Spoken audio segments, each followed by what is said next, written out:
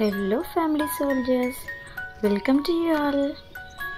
ఈరోజు మన సూపర్ ఫుడ్స్లో మనం బెండకాయ తినబోతున్నాము.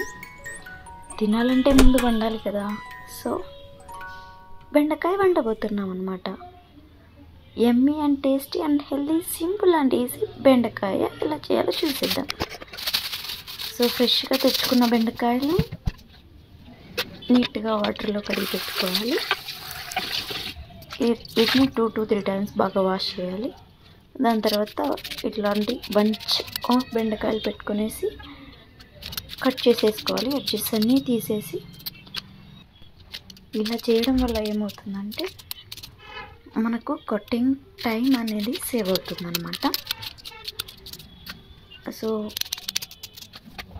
మనమైతే బెండకాయలు కట్ చేసేసుకున్నాము.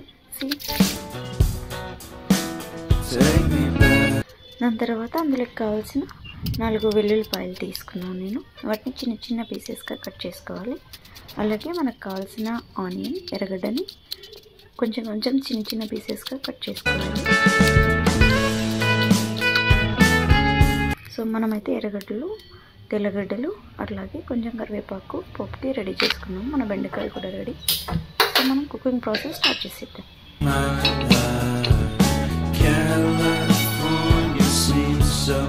పెనం పెట్టేసి అందులో కొంచెం ఆయిల్ వేసేసి, ఇక్కడ మనకి మెయిన్ పాయింట్ ఏంటంటే బాగా మందంగా ఉన్న బాండ్లీని తీసుకోవాలన్నమాట. లేకపోతే బెండకాయలు తొందరగా మాడిపోతాయి. సో దీనికోసం నేను ఇలాంటి మందంగా ఉన్న బాండ్లీని తీసుకున్నాను. ఇందులోకి పప్పులకు వేస్తే ఆవాలు, జీలకర్ర వేసాను. ఇప్పుడు కొంచెం మగ్గిన తర్వాత అందులోకి బెండకాయలు వేసేసుకోవాలన్నమాట. వీటిని బాగా మిక్స్ చేసేసి ఒక ప్లేట్ పెట్టి బాగా మగ్గనివ్వాలి. ఆ ఆవిరిలోనే అది బాగా ఉడికిపోవాలన్నమాట.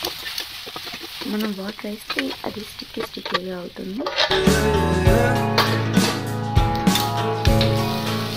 సో చూస్తున్నారుగా, ఫస్ట్లో ఉన్నంత స్టిక్నెస్ రాలేదు. కొంచెం సాల్ట్ వేసుకొని ఇంకొంచెం సేపు మగ్గనివ్వాలి. అలా ముందుగా సాల్ట్ వేస్తే ఏమవుతుందంటే అది బాగా మెత్తగా అవ్వడానికి యూజ్ అవుతుంది అనమాట. చూడండి ఎంత బాగా మగ్గిందో. స్టిక్కీగా లేదు. చూస్తున్నారు కదా, మామూలుగా బెండకాయ అంటే బంకలాగా ఉంటుంది. అలా కాకుండా ఈజీ అండ్ సింపుల్గా మనకి ఇక్కడ బెండకాయ ఉడికిపోయింది అనమాట. ఇలా కొంచెం మెత్తగా అయిన తర్వాత అందులోకి కారం పొడి తగినంత, ఎంతని చెప్పను, టేస్ట్ని బట్టి వేసుకోండి. సో అందులోకి కొంచెం ధనియాల పొడి కూడా వేస్తున్నాను. చూస్తున్నారు కదా, కొంచెం టేస్ట్ని బట్టి మీకు ఎంత కావాలంటే అంత వేసుకోండి. అండ్ కొంచెం 1 teaspoon పసుపు పొడి ఇందులోకి వేసాను. అన్నీ వేసేసి మిక్స్ చేసుకునేసి ఇంకొక 2 to 3 minutes అలా మగ్గనివ్వాలన్నమాట. సో చూస్తున్నారు కదా, ఎంతో tasty and healthy and easy బెండకాయ వేపుడు రెడీ అయిపోయింది.